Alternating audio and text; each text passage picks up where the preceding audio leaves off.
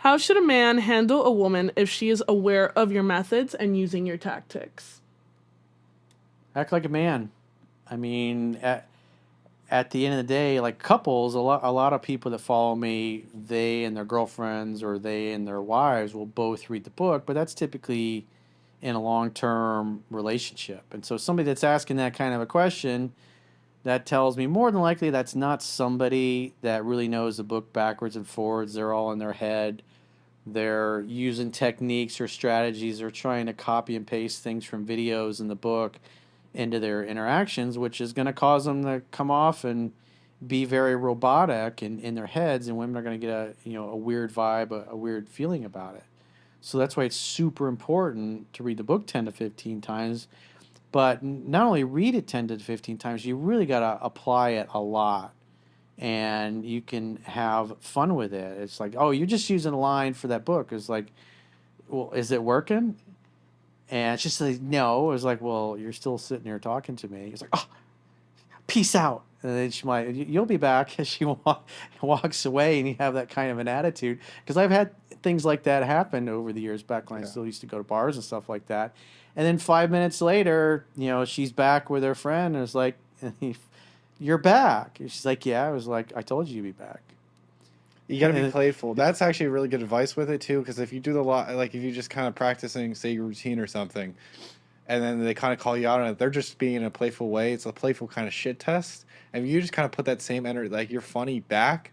If you just all their like divisive shit test remarks, you're in zone, you're confident, and you're just funny back. That's the only way you can do it. That's the best way to do it. If you start getting butt over things, you just yeah, it's over. yeah, it's You over. lost. It's done. Like if she starts, saying, "Oh, you read that book, or you read that Corey Wayne book, that 3% man, you're using one of his techniques." It's like, well, obviously you like me because you're still here talking to me. So, Coach, whatever her name is, we'll say Coach Janet. Say her name is Janet. It's like, all right, Coach Janet, what would your advice be to me to how to make a move and just start making out with you? What would you tell me to do? And say things like that.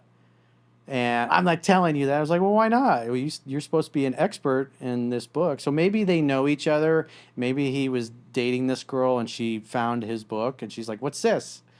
And so now he's all paranoid about, Yeah. but that's the kind of thing a guy's not expecting. And he starts to press you in the corner and try to back you into a corner to see if you get butthurt or you get perturbed or you get insecure or you get upset. But you got to have fun with it.